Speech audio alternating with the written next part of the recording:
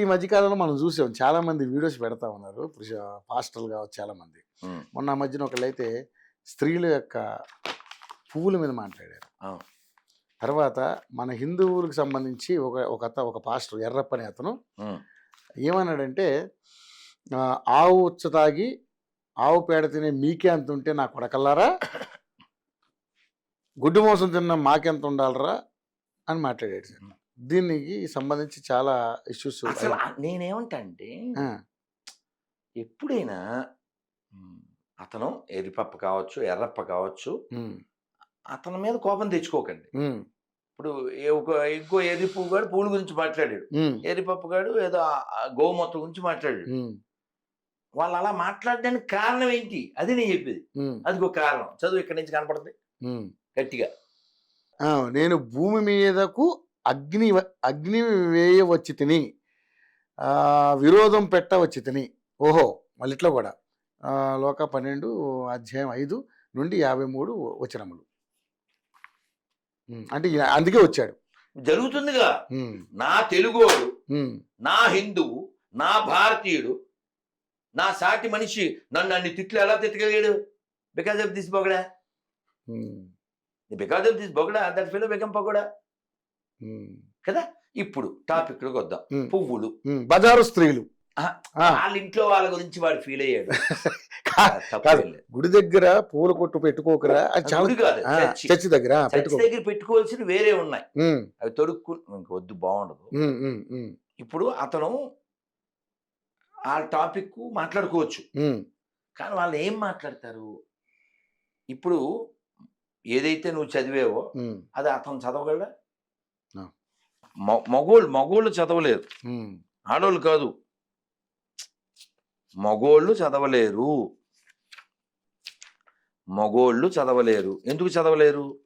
ఎందుకంటే ఇది హ్యూమన్స్ కి సంబంధించింది కాదు, మనుషులకు సంబంధించింది. చూడు, ఇప్పుడు నీకు దమ్ముంటే మరి చదువు, ఫస్ట్ పేరా చదువు, చూస్తాను. బైబిల్లోని యెహోవా ఘోష చదువు. ఓకే.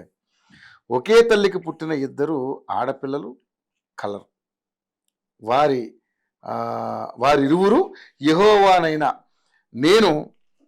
ఇంకో పరిశుద్ధం. ఓకే. యెహోవానైన నేను మాట్లాడిన నా భార్యలు, పెద్దదాని పేరు ఒహోలా, ఆమెయే సమర్య. రెండవ దాని పేరు ఒహోలిబా, ఆమెయే జెరూసలేం. వీరిరువురు ఐగుప్తున యువతులుగా ఉన్నప్పుడు వారి వ్యభిచారణలు అయ్యిరి. అక్కడి పురుషులు యెహోవానైన నా భార్యల నలిపిరి.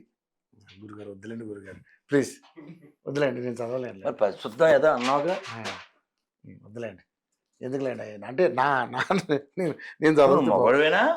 మరి పరిశుద్ధం అందరితో మరి పాస్టర్ భార్యతో చదివిస్తావా?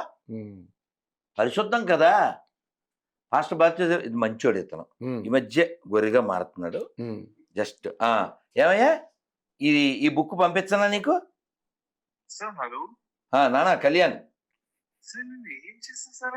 చచ్చా నిందు కాదు నాన్న, నేను పనిలో ఉన్నా, ఇంటర్వ్యూలో ఉన్నాను. ఈ బుక్ పరిశుద్ధం అని నువ్వు ఫీల్ అవుతున్నావు కదా, యువర్ ఏ గుడ్ బాయ్. ఆ బుక్ నేను పంపిస్తాను నాన్న, నువ్వు పడుకో, నేను అది చదివి వీడియో చేయి. ఓకే. ఇంకో జోక్ ఏంటంటే, ఇలాంటివి 100 కాల్స్ వస్తుంటాయి కదా మీకు.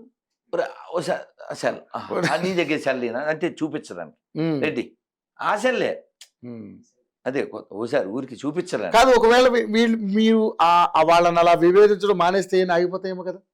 వాళ్ళు ఆపేస్తే నేను ఆపేస్తాను, ఏముంది? నాది ప్రతి చర్య కదా, నాదేం చర్య కాదు. ఓకే. సో వాళ్ళు ప్రేమించాలి అంతే, ఇంక సమస్యకి సొల్యూషన్ ఏం లేదు. నన్ను ప్రేమించేస్తే, నేను ఆల్రెడీ ప్రేమించేస్తున్నానుగా, ఇంక ప్రేమించడం ఒకటే మిగిలింది.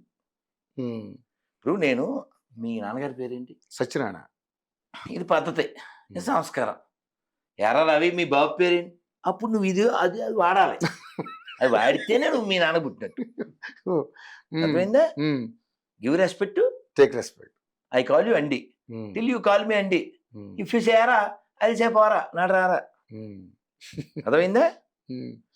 ఇప్పుడు చూడు, పాపి అని కొట్టా. ఓకే, రకరకాలు ఉంటాయి అనుకోండి. అవన్నీ పాపిలేనా? జస్ట్ అమ్మా. తెలుగు పాపి. అయ్య బాబోయ్.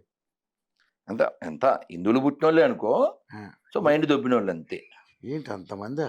ఇది తెలుగు పాపి, మళ్ళీ ఇంగ్లీష్ పాపి కొడదాం. ఓ ఇంగ్లీష్ పాపులు కూడా ఉన్నారా? పిఏపి. ఓకే, ఇంగ్లీష్లో.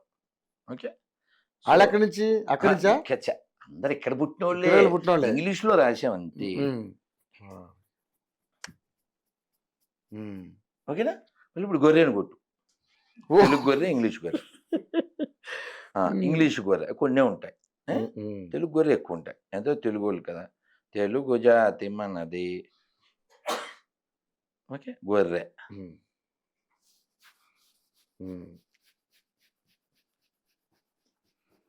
ఇక శాంత ఆడంత ఉంది కదా, అది వెళ్తూనే ఉంది ఇంకా.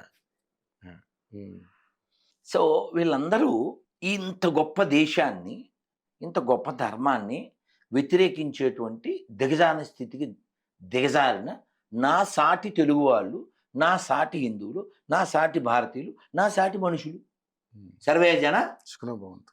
ఇందులో మతం లేదు, ఇందులో కులం లేదు, అందరూ ఇందులో ప్రాంతం బాగున్నారు. లేదు, ఇందులో భాష లేదు, ఇందులో క్రీడ్ లేదు, అందరూ బాగుండాలి. నేను చెప్తా, నేను నమ్మిన దైవాన్ని ఇతరులు నమ్మకపోయినా పర్లేదు, నేను చెప్పా. ఒకసారి చెప్పి చాలతో మొత్తం ప్రపంచం ఎందుకు సెట్ అవ్వదు చూద్దాం. దేవుడు లేడని ఆడు చెప్పట్లే, నువ్వు చెప్పట్లే, ఈడు చెప్పట్లే. ఎక్కువ మంది, 1 2 3 7 పీపుల్ ఉన్నా, 7 మంది ఉన్నాడని చెప్తున్నా. అంటే మనం అంతా బంధువులేగా. అవును. You are accepting a truth. That means we are all one.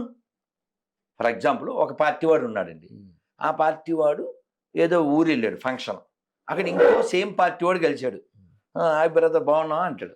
ఒక కులం వాడు ఇంకో ఎక్కడికో వెళ్ళాడు, వాళ్ళ క్యాస్ట్ వాడు కలిశాడు, బాగున్నారా. వాడిని కలపడానికి అక్కడ రీజన్ ఏమిటి? బేసు ఒకటి పార్టీ, ఒకటి కులం.